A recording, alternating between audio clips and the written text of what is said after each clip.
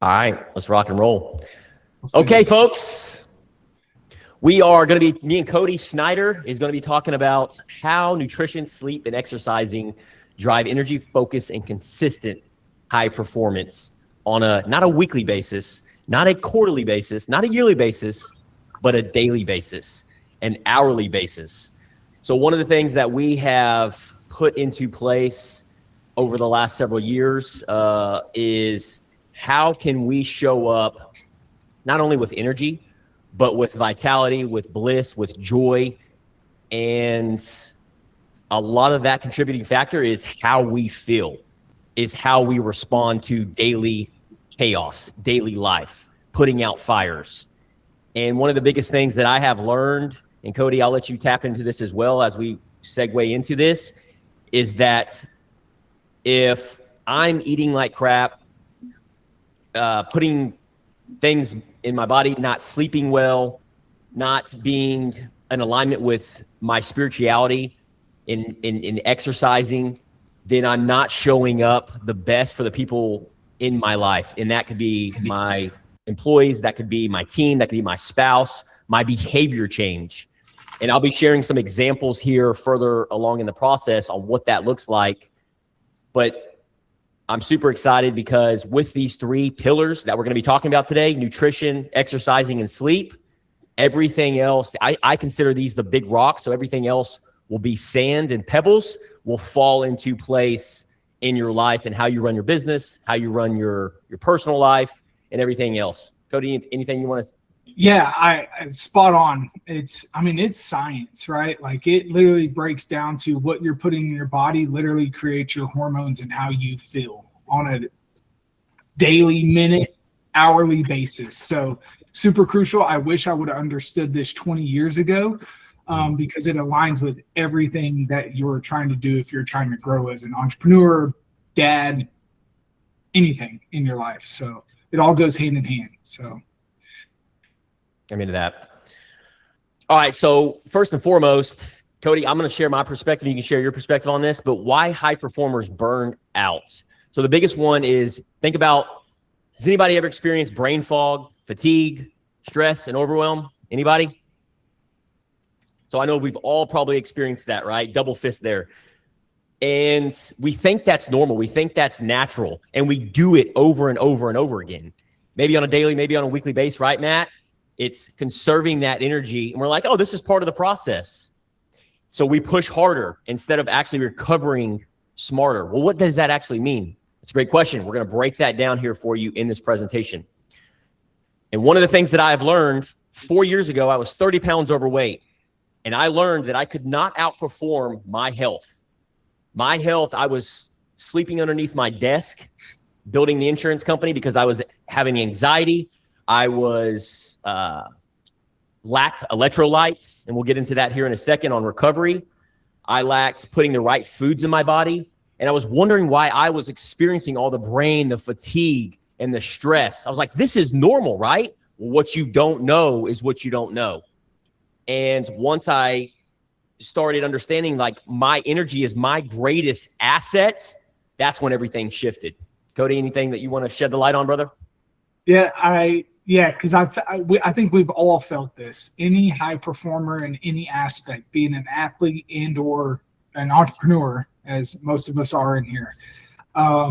If you're sitting here pushing yourself to limits and then not taking into consideration your recovery, which I have found these last 2 years to be the most crucial part of this journey, is taking that time to recover. So very vital to creating the energy that you want and ultimately having a clear head. So you make even better decisions too. So, yeah.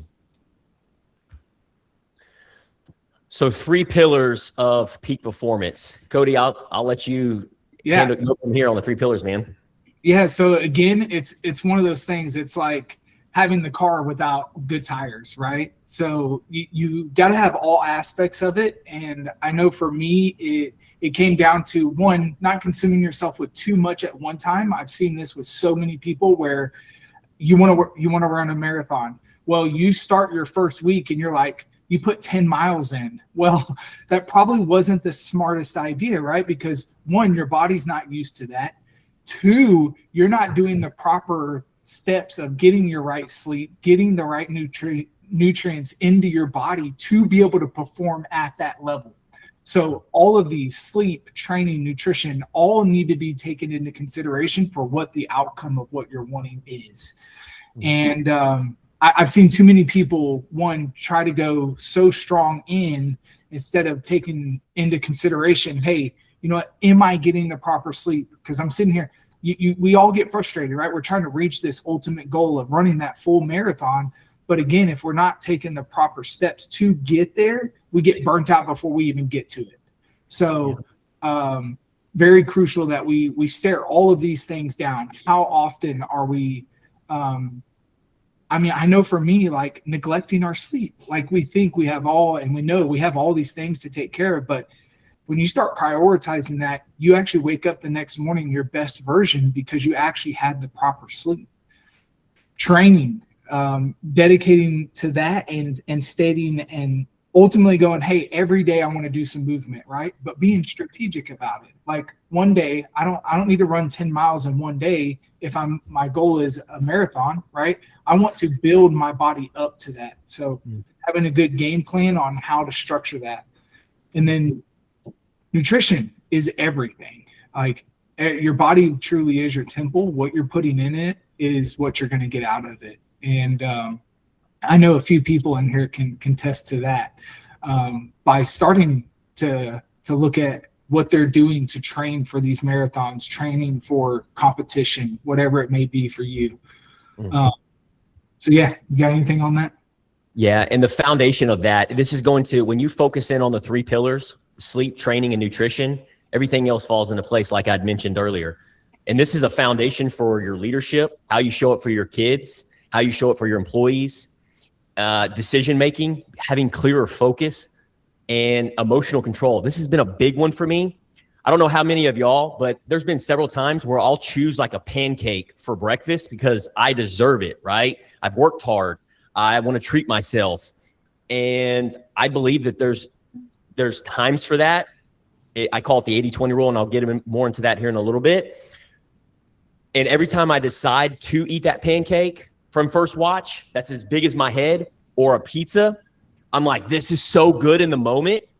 But then 30 minutes later, 45 minutes later, 60 minutes later, I not only notice my brain fog and my fatigue getting more exhausted, but here's another thing that I noticed. I don't know if anybody else can relate to this. I get a little bit more on edge. Like when my wife talks to me, when maybe I get a Slack message or a text message from somebody, I'm a little bit more spicy.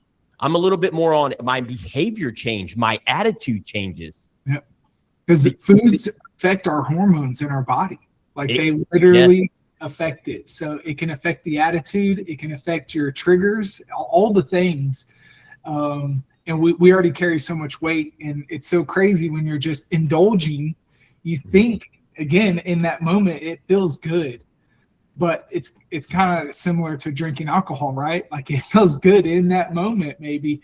But what is it doing to you long term? What is it doing to you the next day, right?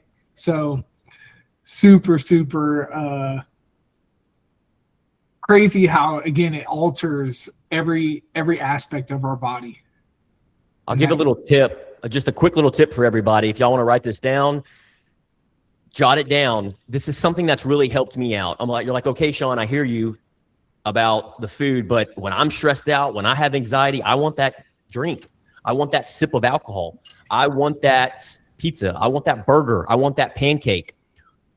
But correct me if I'm wrong. When you eat that, how many times of us do we feel guilty? Do we feel shame because of what we just put in our body? I don't know if you're like me, but I feel like that all the time. Like, what did I just do? Why did I just do this? And I'll reflect back on that. And it's because of I'm stressed. There's anxiety. There is pressure, or maybe it's raining outside. All these different things that go through my mind on why I put this food in my body. The pressures of life. So here's my tip. I visualize me eating that pizza, Sarah. I'm about to eat a small pizza. I'm about to eat a cookie. I'm about to eat a pancake. I literally visualize how I'm going to feel afterwards. And I remember that feeling like, oh, I remember that feeling of shame, guilt. I remember what that does to my sleep. It's going to jack my sleep up. And this is going to jack how I show up tomorrow to the mastermind group for my spouse. I remember that in my head. So that helps me hedge against making that decision of eating that entire pizza. Maybe I eat one pizza. But the point is visualize how you feel after you do that. Oh, you know what? I don't need to sleep. I'm going to sleep 5 hours tonight. Okay, visualize tomorrow, Micah, of drinking of 5 hours. But how are you going to feel tomorrow? Remember that. I'm not going to feel that good. Okay, cool. I'm going to get 7 hours of sleep tonight. I'm going to be intentional about that. So I'm preparing for tomorrow today. Does that make sense? Yes or yes? Yes. All right, Cody, you want to tap into this?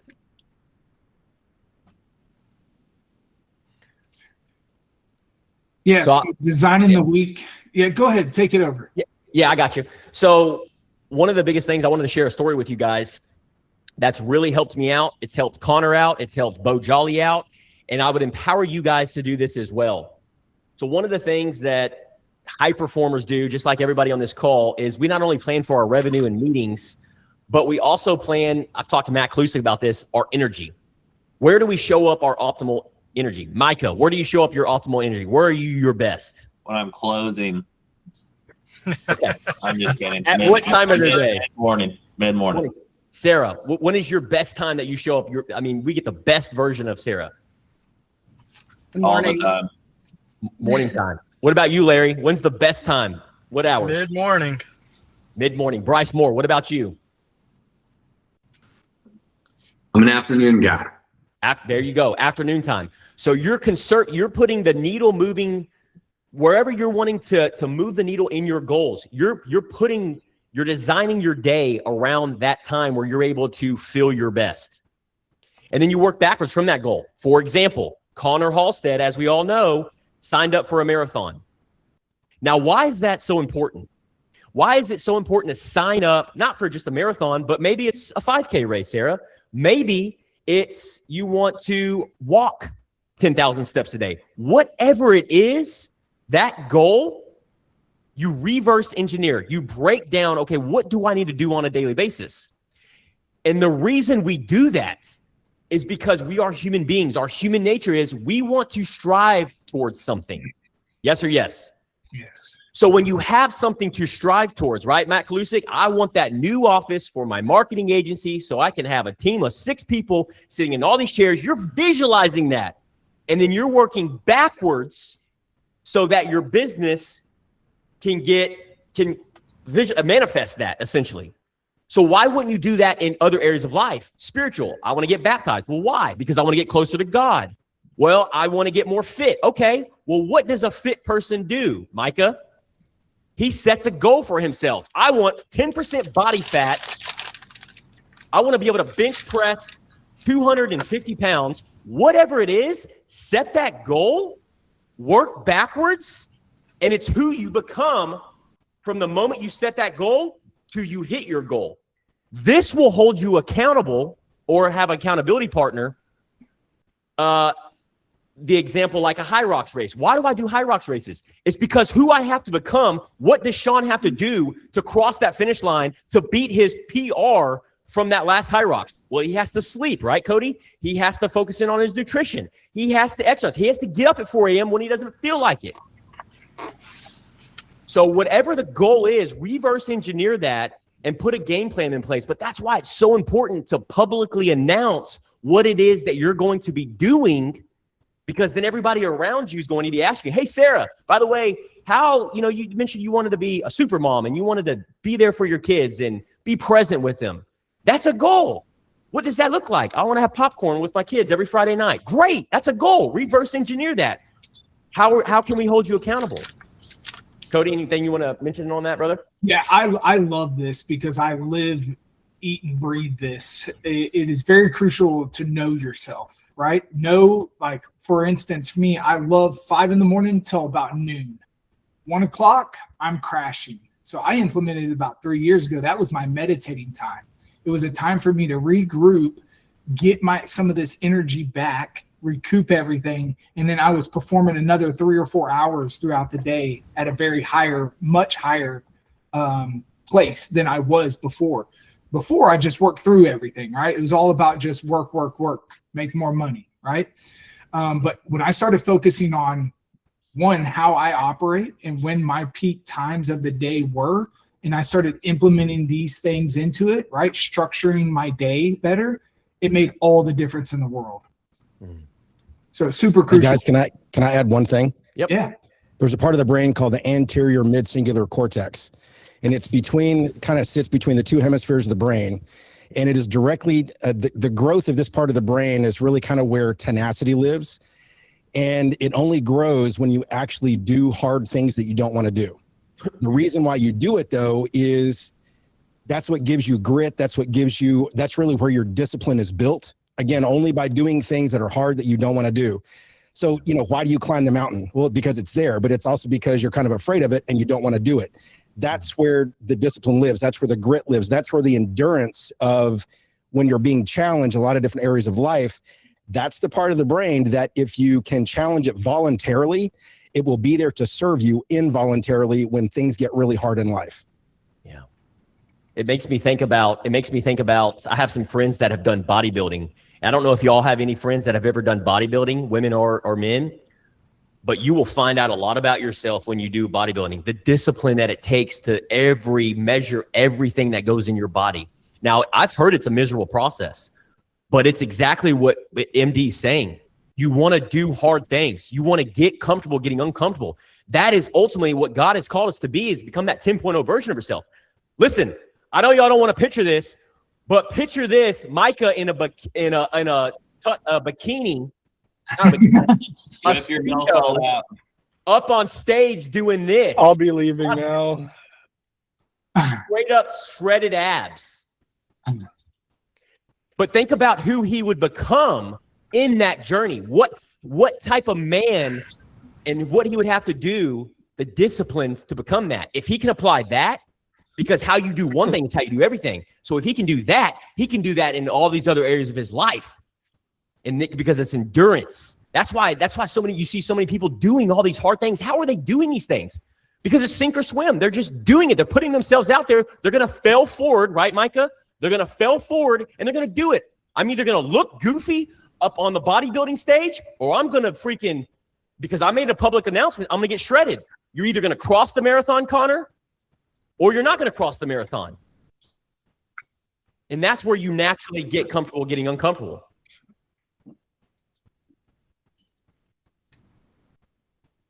Okay, consistency beats intensity. I know I'm intensity right now because I'm very passionate about this, as you can tell, and so is Cody. But man, listen to me. Out of everybody that I've surrounded myself with, the ones that continue to go through the transformation, right, Larry? Look at Larry Goodall, my boy. Larry, dude, your story and who you're becoming, the weight that you're losing, the business that you're building from the moment that I met you, how is that? How is Larry Goodall going through this transformation in just a short period of 12 months? Is because he keeps showing up week after week after week after week. Even though it's hard, even though it's challenging, but you stay consistent. If you can stay consistent, that's how you separate yourself and getting to where you want to go from all these other individuals, your critics, the people that judge you, the people that throw rocks at you. You separate yourself by showing up, even when you don't feel like it. Cody, anything you want to share?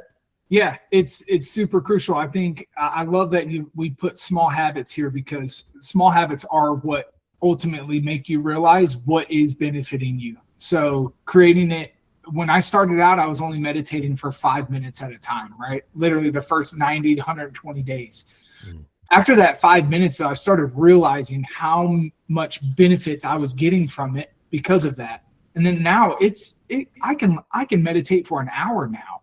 And it literally feels like as if I went to sleep, or I left this universe and it brought me back. It's amazing. I wouldn't have been able to do that not starting small.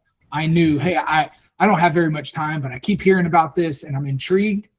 it flips something in me. And that's another thing I want to stress is that if something intrigues you, entertain it, because a lot of things aren't for you. But if it has something and it clicks for you when somebody mentions it or this, and that's all I've done, right, over the years, is somebody, I heard it, right, or I read it, and I go, man, I want to entertain that a little bit, right? And I'm a big believer in you got to give yourself time. You can't make fast decisions. Oh, I tried it for a week, not for me.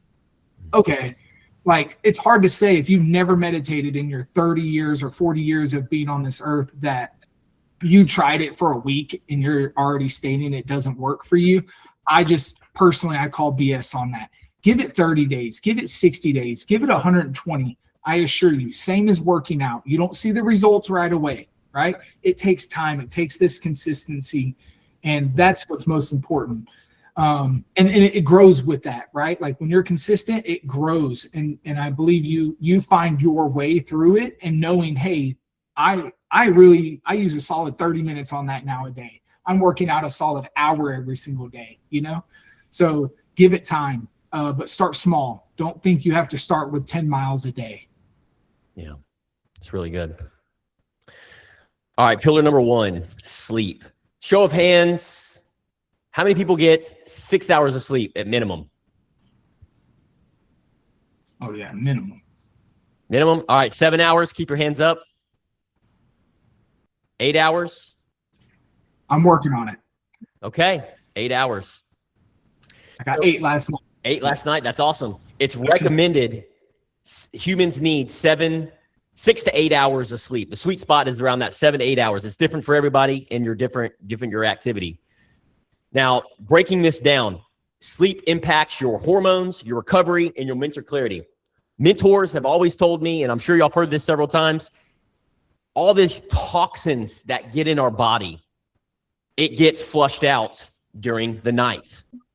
And one of the things that I have realized in my own journey of tweaking my sleep is when I don't get my 7 hours or 8 hours, or I'm intentional about that, I am not somebody you want to be around the next morning. We have a thing called sleep debt. And if you're wearing a wearable and you track your device on a Garmin, Whoop, or a Ring, it tells you a thing called sleep debt. Well, let's say Mac Lucid gets 6 hours of sleep last night. Tonight he gets 5.5. Well, because of his his output, he is now in a sleep debt of 2 hours. So he's that farther behind in his sleep debt. So one of the things because what gets measured gets managed. You're able to understand that. Like, well, what is sleep debt? Sleep debt is, well, this is what your body needs, Micah, on a daily basis because of what you put as an entrepreneur and a leader. You need 7.5 hours of sleep. And your tracking device will tell you that in order for you to be optimal and feel your best, Larry, to take care of your customers, to take care of your kids, and to show up with a little bit of oomph, vitality, bliss, and feel good, then making that small little tweak makes all the difference in the world consistently. Yeah, I was about to say that. So super crucial that this is something I'm learning too in these last 3 months is because I was the guy, right? Friday, staying up late, like later than I normally would throughout the week, being consistent all week long and when that range, and I would recommend at least an hour range. So if it's from 9 to 10, let's try to stay there literally Monday through Sunday. I was a mess, right? Like I kept wondering why I start back on Monday. What is going on? Well, it's because I was watching these shows Friday night, Saturday night come along. Oh, I don't have to wake up to an alarm on Sunday, but my body's used to waking up at 4:30, 5 o'clock every morning. So I was breaking this cycle 5 days out of the week, and then 2 days I'm doing terrible. Well, the byproduct of that was confusion on Monday, the not feeling all there, all these things, right? So I highly recommend be consistent in that time frame. Pick a time frame of which I would say go off of when you're wanting to wake up, determining what time you should go to bed, because that will give you your range of 7 to 8 hours. And I truly believe you should give yourself 8 hours because it's going to take you at least 30, 40 to truly go to sleep.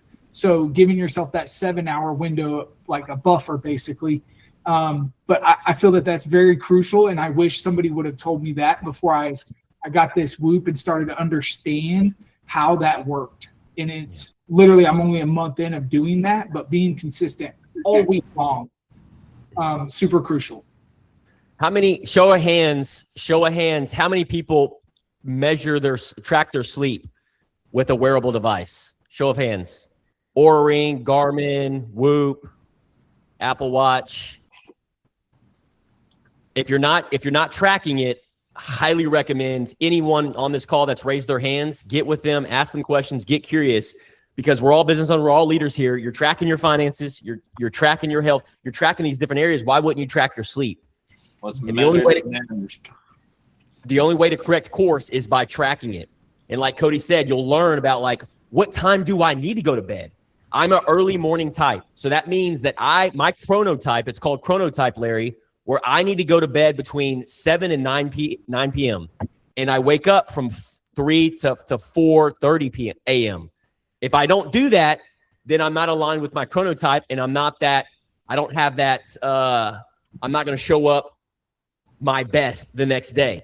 Now, I may show up just good, but I'm not here to be just good, right? I'm here to be optimal. Larry's here to be optimal. How can I optimize my life? So go ahead. Sorry, I was just I'll save it for later. I wanted chronotype. Is that the word you're using? Chronotype. Yep. Chronotype. Yep. Figure out your chronotype. So like, for instance, my old best friend, his chronotype was a night owl. So he would literally, his bedtime was from 10 p.m. to 12 p.m. And then he gets up from 6 to 8 a.m. He was trying to train with me at 4 a.m. in the morning. So he would show up at Silverback Gym in Conroe. He would be miserable. He's like, dude, I'm like, why are you like, hey, we can change up our schedule. He's like, no, I'm going to grit through it. And finally, we got on the same page. I'm like, dude, we can't keep doing this because you're not in alignment with your chronotype. That means your body's natural circadian rhythm, which is you as a human being or individual, on what time you need to go to bed. So then once he started going to bed and we tweaked the schedule, he felt a lot better. He had more clarity, more focus. He had a little bit more pep in his step, and he slept better because he wasn't trying to force getting up at 4 a.m. when he went to bed at 11 p.m. How many of y'all would be able to go to bed at 7 p.m. tonight and wake up at 4 a.m. tomorrow morning? Show of hands. So that might be you might be an early chronotype, but know that, and you want to stick with that. Like Cody was saying, stick to a consistent schedule. And I'll leave y'all with this, and we'll move to the next slide. It's a 3-2-1. Write this down. 3-2-1. So 3 hours before you go to bed. So Larry, if you go to bed at 9, 8, 7, 6, by 6 p.m., you're going to stop eating. So you're going to have your last meal 3 hours before bed. And this is for optimal, right? This is, you want it 3 hours before bed so you have enough time to digest. 2 hours before bed is when you want to stop working, right? Emails, Slack, phone calls with customers. Because you want your body, you want your cortisol, you want everything to start like winding down, resting heart rate to come down. If I'm talking to a customer 60 minutes before bed, dude, I'm still, cortisol's up, stress is up. So 2 hours before bed, no work. Shut it off. Because remember, you got to start thinking about tomorrow, right, Larry? I'm going to take this phone call, I'll be fine. I'm going to eat this pizza 60 minutes before bed, I'll be fine. Nope, 3 hours. It's a rule. Remember, everything's standardized. And then 1 hour before bed, you are no screens. Phone, TV, whatever it may be. Do a meditation session. Do a walk. Talk to your wife. Do a stretch. So it's a 3-2-1. And then make sure you're in a dark sleep environment so your body naturally knows how that it's time for bed. Lower the lights. There's blue. There's y'all can also write this down. There's blue. What is it called? Blue blockers. What is it? Blockers. Blue blockers. Blue blockers. Yeah, in their glasses, and you can get those for screens. And then also too, you can get blackout blinds for your room. Make sure your AC. That's another suggestion. ACs from anywhere from I think 67, 68 is a sweet spot on making sure that you have a cool environment. So just some tips there. Cody, you want to add anything before we go to the next one? That was perfect. Okay. All right, Cody, take us away. Training, boy. This is your sweet spot. Yeah, training, exercise builds discipline and resilience. So if I've learned anything, it's just like MD said, like pushing yourself, but also being strategic in how you do that. So I have been guilty for many years of pushing myself 5 to 6 days a week hard.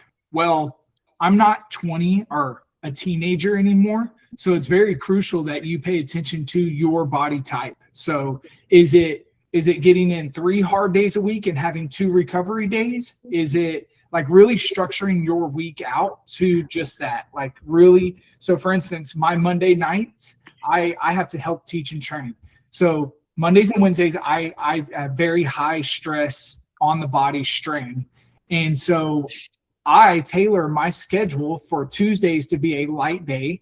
And then my Thursdays are also a light day. And then Fridays I can choose to do either or, but I've realized it's very important to, again, not strain yourself 5-6 days a week, because recovery is extremely important.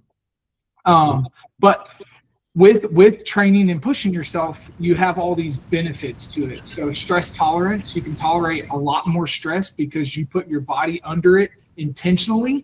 So that way you're ultimately able to handle all of that. I've seen a huge improvement in myself with that, especially over the years, being able to tolerate just about anything that's thrown at me. That's why I'm a believer also in cold plunging. It's one of those things that I do not want to do. I'm never like, oh man, I can't wait to do a cold plunge. Maybe once or twice because it was 110 degrees outside and I had been playing football with my boys. And then I was like, yeah, I actually want to jump in there right now because I'm like super hot. But 99% of the time, it's one of those things I do not want to do, but I test myself. And because of that, you build this resilience and ultimately able to move the needle forward. So movement is one of the best mental health tools. Another one, very important, that if you do have a high stress, high let out day, say I train really hard on Monday nights, right? I not only do my training at night, but I do a jog with my boys before I go and train. And it's really helped me loosen up my body to get ready to go do that high intense training for an hour and a half, because I'm wrestling grown men that are 200 plus pounds, right? So the next day, Tuesday, I'm not doing that high stress again, but I keep my body moving because it's very crucial that we knock out that lactic acid. So lactic acid is what is really going to make all your muscles feel really tight and uptight the next day after working out. And it hurts a lot of times. Well, actually not doing anything does more harm than it does for you to get out there and just get your body moving. Even if it's flailing in the air, moving your arms, maybe taking a mile walk, just getting the blood flowing through your body, because your blood heals everything within your body. So what movement does is allow you to knock out that lactic acid and get your body moving so that you don't feel that tenseness and it doesn't linger on for days and days to come. A lot of people experience this with legs because they work out their legs and they don't work out their legs as often as they work out other body parts. So their legs will freeze up on them and they're like, man, it hurts to sit down on the toilet. Like, well, yeah, because it's built up this lactic acid. It's very important that you stay moving. Don't let the body sit up, because you will actually take longer. From my experience, you will take longer to heal and recover those muscles back than to just stay moving. So your workouts is also often the first win of the day. This, I believe, is different for everyone. I personally love stretching in the mornings and getting my body warmed up that way. I do a little more than just stretching, though. It gets the blood flowing. I don't know what they actually call it, but it's a lot of just literally just movement. And it's just with the body, no weights, anything of that nature. Because of the way my style of training is, I work out and train a lot in the evenings because it fits my schedule. But working out in the morning, I've seen many people benefit from this. Sean, you can actually touch base on that one a little more because that fits your schedule. And starting out something like that in the mornings is a huge win to get your body prepared for the day. Yeah, you hit the nail right on the head, Cody. And I think it just depends on what your schedule is and the plan. Just set yourself up for success. So if you're trying to do it in the evening time and you're building a business and you're taking care of your kids and your family, and that's your evening time. From my experience, it's if you're not already disciplined and you struggle with that, then it's going to be next to impossible to work out and get that in the evening times. So the best time to do it is in the morning times. And whether that's 5 minutes, 10 minutes, 15 minutes, do some calisthenics, push-ups, sit-ups, squats, a walk, something to get the body moving. Because I don't know about y'all, but when I'm sitting here early in the morning and it's dark outside till 8 a.m., if I'm not getting my body moving, I'm already experiencing, even though I've had 7-8 hours of sleep because I haven't started exercising or getting my body moving, I can feel a huge difference versus if I go over there, get a little sweat going, whether that's doing some calisthenics, push-ups, I'm getting the blood flowing, getting my cortisol, getting a dopamine hit. Like Cody said, whatever it may be, cold shower. That's another one, a cold shower. Just something to stimulate the body outside of pounding, 5 energy drinks a day. And if you're having to do that, that means that something internally is messed up. And it's typically one of the 3 pillars, right? It's your sleep's off, your training's off, or your nutrition's off, which is going to be the next pillar here. So hit the nail right on the head, Cody. All right, nutrition. You want to tap into this first, Cody? Or no, you go ahead. I took that last one. All right. So like I said earlier, I'm a big fan of the 80-20 rule. Does everybody know the 80-20 rule? Show of hands. 80-20 rule. So 80% of the time. So if you have breakfast, lunch, and dinner, that at times 7, that's 21 meals, right? So out of those 21 meals, if I'm having 17, 18 meals that are whole foods in moderation, then I am in alignment with my nutrition.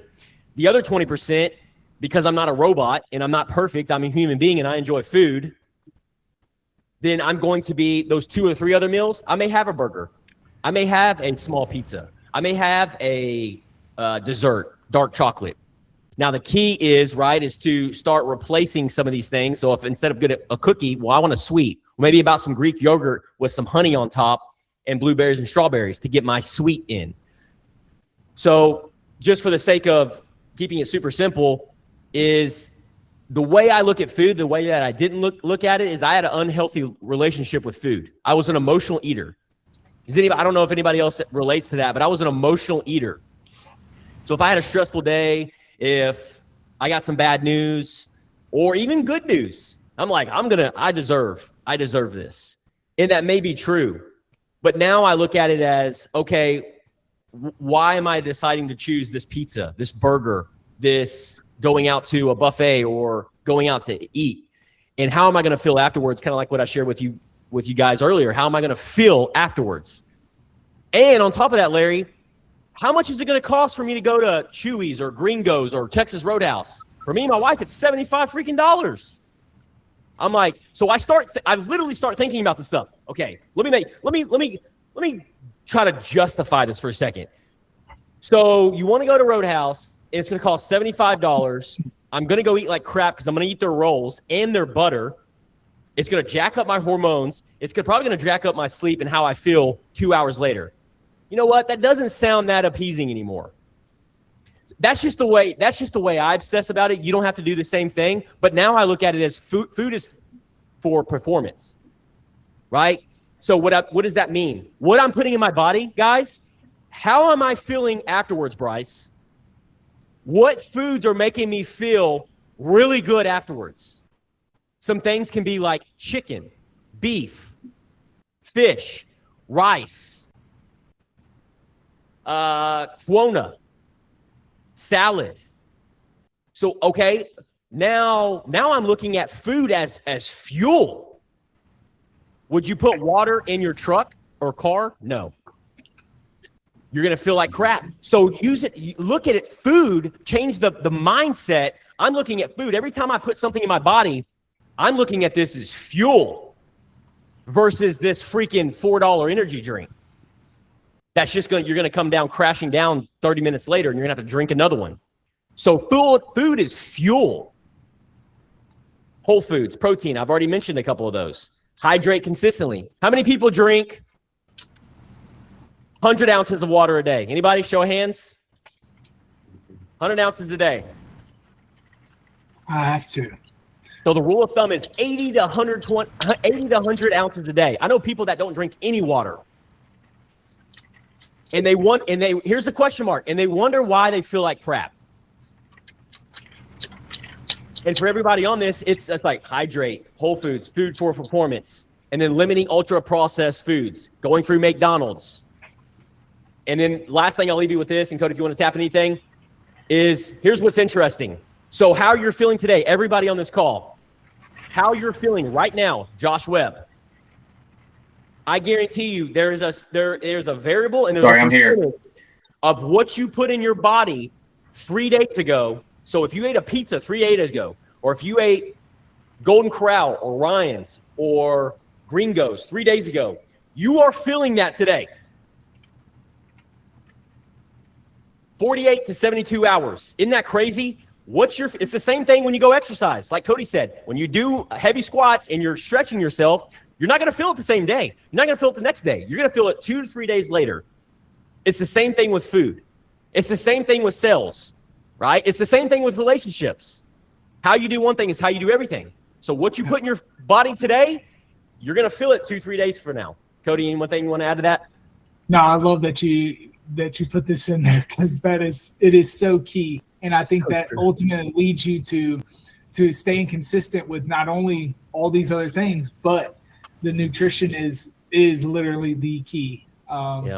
It's because it creates all the brain fog. It creates the hormone shifts. It creates all these things in our body internally, which is what is projected outside of us. So it literally has everything to do with your mood and all the things. So super crucial. Cody, it's so good, man. I love that pizza, dude. I love that pizza with that chicken nugget or biscuit, dude, in that ranch sauce, bro.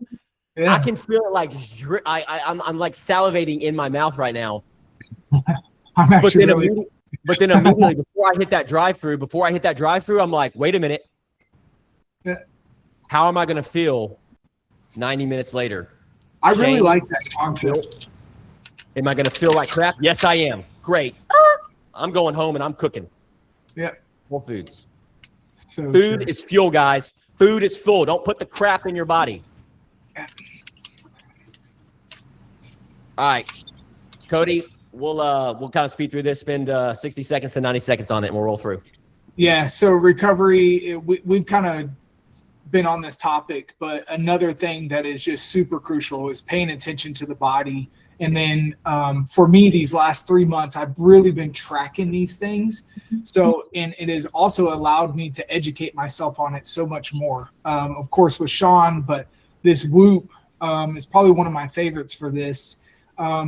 It literally has its own AI tools within it, and it's been collecting data for years and years, and it has amazing people behind it.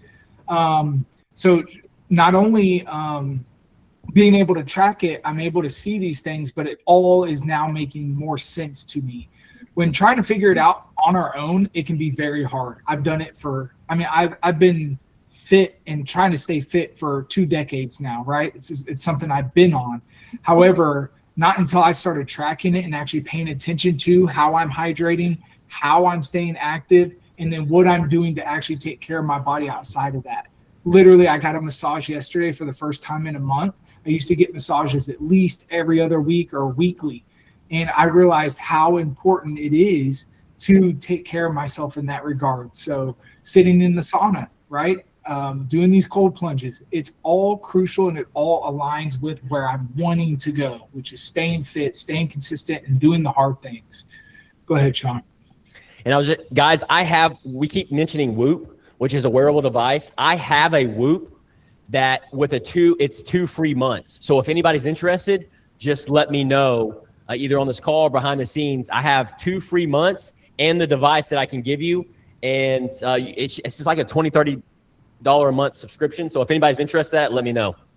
If you buy one, it will come with a 12 months subscription, by the way. It's like $400. Yeah. for the month, for the year, I think, or something like that. Yeah. So if you're interested in one, I have 2 free months and I have the device. So it's because I upgraded anyways. So I've got it sitting if you're interested. Yep.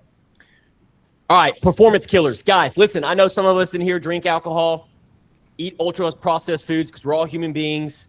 We have poor sleep habits. We're dehydrated. But at the end of the day, what gets measured gets managed. And one of the things, if we're going to continue to stretch ourselves, I mean, I just think about, you know, in your life and with your kids and your businesses and you being a leader in the community. It's like, how are you doing it all? But we're still doing all these other things, right? We're not getting the sleep. We're eating ultra processed foods. We're dehydrated. We're drinking alcohol. I'm like, I can barely even do it when I'm optimal. So like I've been this guy and I've been this guy. I'm like, both are hard. So choose your hard. These performance killers will absolutely wreck you. The Whoop and the Oura Ring and all these things that we're talking about in tracking, I promise you, it's like checking a profit and loss statement on your business that you've been building for the last 3 years and realizing that you've been negative cash flow for the last 3 years and you just now checked your profit and loss statement. That's how these performance killers are doing in your life with alcohol, ultra processed foods. You don't realize it because you're not tracking it. When you track it, you're just like you would track a P&L and a profit and loss statement on your business. You're like, oh, I've been just treading water here. What do I need? What tweaks do I need to make? What adjustments do I need to make? That's the same thing with these performance killers. Yeah, and another thing, it triggers your hormones, guys. Like when you're like, I'm just having a drink in the evening. Well, you have to ask yourself where you are in your life too, right? Because I assure you that is just a coping mechanism. I've seen it with too many people. It is a coping mechanism. So if you're using these things as that, like recognize it, because I assure you, there's no way you're performing the next day after having 3 drinks. You're not performing the same as you would have if you wouldn't have had those drinks. Exactly. There's no way you can tell me that you are. Yeah. It's not possible. And like Sean said, until you start tracking it and actually seeing the results of your sleep because of drinking 1 drink that night, or seeing that you did not perform or get your steps in for the next day, or whatever it may be, not until you track it will you actually see their true results. Yeah, exactly. All right. So as we wrap things up, we're going to land the plane here. Evaluate weekly, guys. We're going to give you some easy steps moving forward. Bite-sized chunks. Sleep to 7-8 hours per night. Make a note of this. Sleep 7-8. Aim for that. Training 4 to 6 workouts per week. 4. If you're not already doing 4, aim for 1. If you're not already doing 1, aim for at least 1. Do at least 4 to 6. That's the recommended per week. Nutrition, whole foods majority, 80-20 rule. Remember that. Recovery time to recharge. Like Cody said, you know what? He listened to his Whoop. He listened to his body. He doesn't need to go out and work harder today. He needs to go do a 60 to 90 minute massage. And his body today is thanking him for it because he listened to it. So I want to go around the room real quick, and then we'll go into a Q&A. What is one habit you will commit to improving this week? Bryce, we'll start with you. Yeah, buddy. 3, 2, 1. The 3 hours of no food before bed. 2, no working, winding down, in 1 hour no screens. That's my commitment. That's good, brother. Anybody else would like to share? Sorry, I didn't mean to call. I'm not supposed to call people out. I'll go. You know me, dude. I call people out. I'll share one. I started my personal trainer yesterday. So Matt, what? Let's go. That's awesome. yeah, I feel like a noodle. Dude, that really excites me. Hey, that's Yeah. just it right there, though, right? Today, if you're feeling that way, just go for a nice half a mile walk. Just go walk for 10 or 15 minutes, get the blood flowing. Yeah. Flowing. Awesome. That's I'll awesome. stop late night snacks like my favorite ice cream. No snacks. It's like 700 calories before bed. I'll stop it. Nice. All right. Anybody else like to share what they're going to commit to? One habit? Come on, Micah, you got one. I know you got one. I keep starting them. Like the most recent one is pretty much no sugar, and I think you potentially inspired that one. Let's go. Okay. Love it, bro. Remember, food is fuel. Food is fuel. It's more intent. Yeah, it's intentional for me. And really, the biggest thing is I need to actually intentionally eat because I just get busy and I don't. And then that's worse than just the consistency thing. Micah, listen to me. You listening? Listening? Yeah. What you're already doing at 25, think about if you're intentional about the 3 pillars that we went over today: sleep, nutrition, exercise. People are not going to be able to recognize you. Jacked, swole, fit, 7 to 8 hours of sleep, Shredded. whole foods, fuel, bro. You're going to be like, who is this guy? That's you, bro. That's what I see in 6 months. Well, I track the sleep already, and it is very interesting to watch if you even eat late or, based on what you eat or whatever, your sleep score will go up and down and whatnot. Yep. It's pretty interesting to watch. Yes. Mm-hmm. Agreed. All right, Larry. We need Larry, Josh, whoever. One habit we'll commit to. MD. I'll stop any kind of eating of 3 hours. I'll do it 3, 2, 1. 3, 2, 1, baby. I like that 3, 2, 1, huh? That's easy. Okay. Easy. Yeah, it's easy. It's easy. All right, what's something that'll challenge you? What's not easy? There I challenge myself every day. you go. I don't think that there's nothing that's really challenging. It's all just the way you view it. What about Sean and Cody? Well, I'm actually challenging myself on all of these things right now. Have been for a little over 3 months now with tracking it. So I'm wanting to stay there, man. I'm actually intrigued. I'm leaving today to go to Oklahoma, and I'm intrigued too because I used to have this mindset of like when I go out of town, I just do and whatever I please, right? So staying for me, a challenge is staying consistent in that no matter what my environment is. So even though I'm going out of town, I'm going to look to stay within the realm of my schedule of what I can do. I That's think you're really 8 great. hours. I think you've been fighting with those 8 hours of sleep for a few months now. That's it. So the saying of when you stay on the track, right? You stay on this one track, it takes you that much longer to get back on the right track.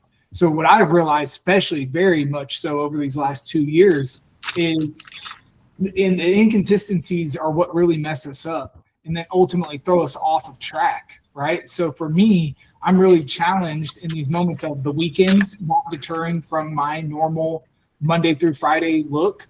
And then also now, hey, I'm about to go out of town for 5 days. I'm going to stay consistent in all those things that I do, not change who I am and what I'm reaching for just because I'm going to be on a leisure.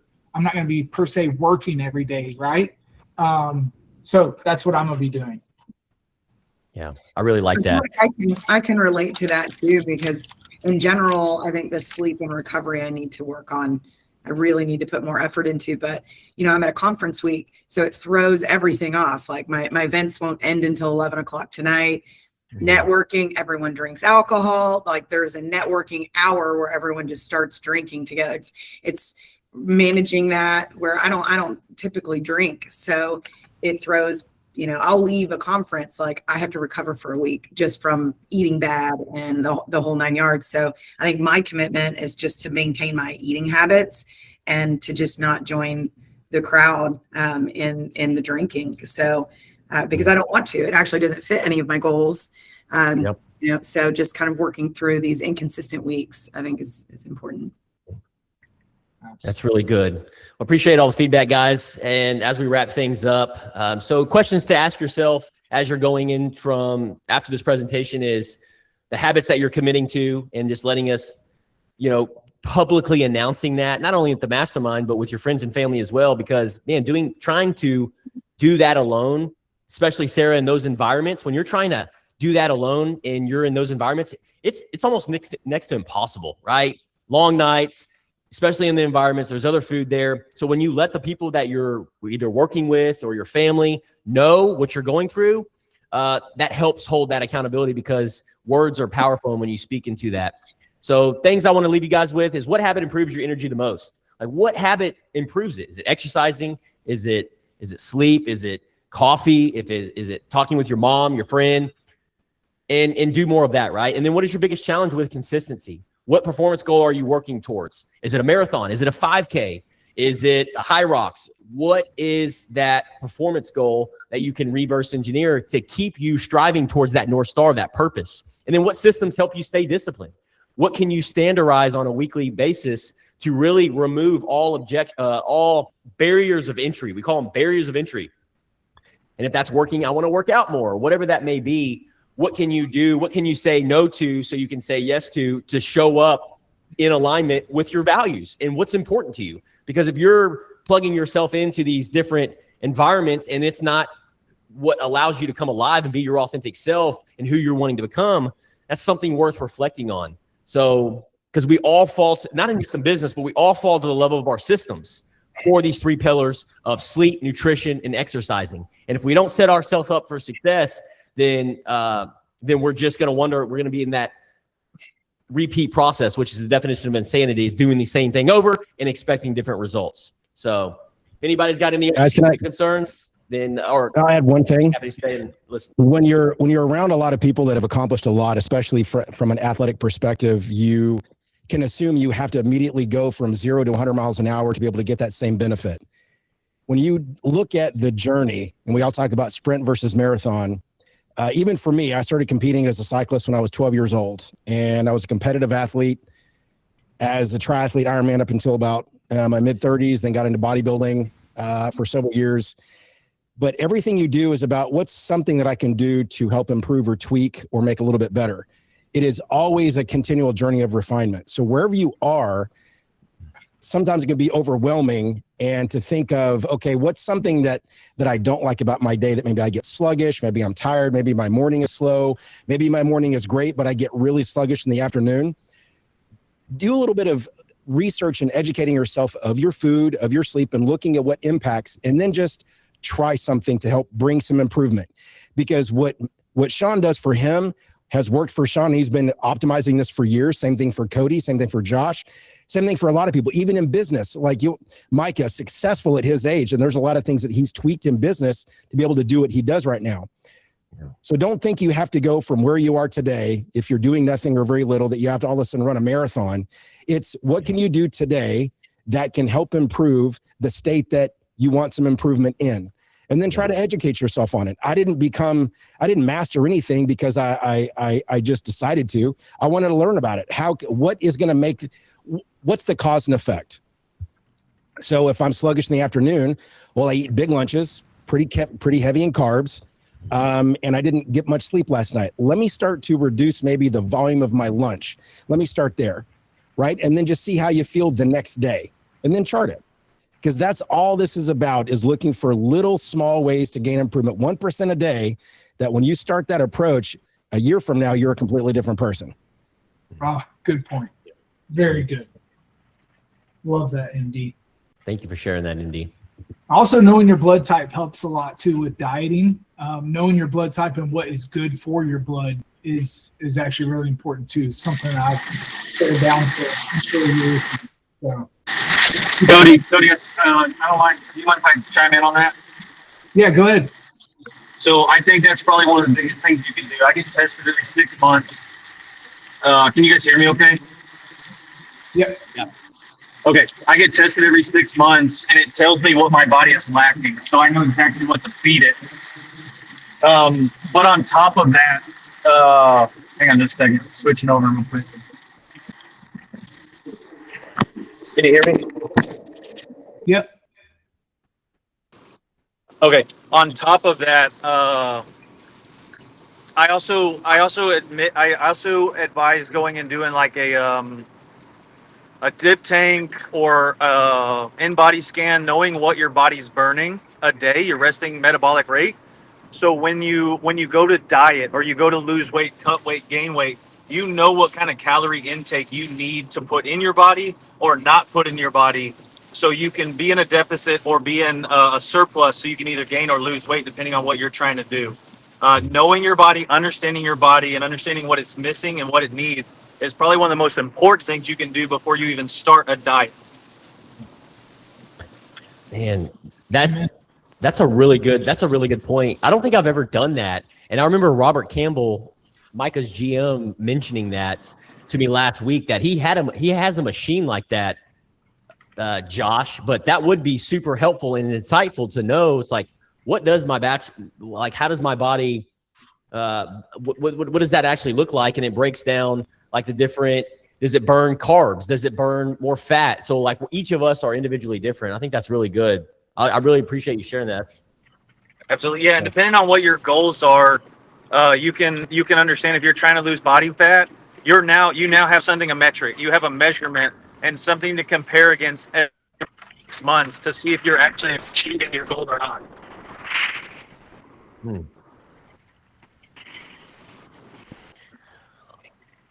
Awesome, guys. Any further questions before we wrap things up? Is a good one, guys. All right. Thanks for everybody showing up. Yeah, appreciate you guys being here and contributing, participating.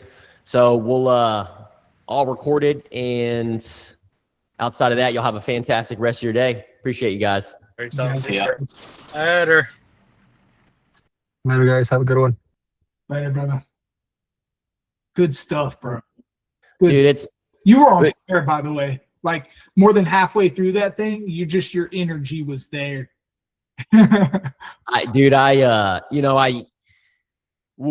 how it is, right? When you talk about something that you love, it's just like you get fired up, man. Yeah. I'm trying to stop recording. We're like still recording on this. But well, have a great day. I got to hit the road. All right, buddy.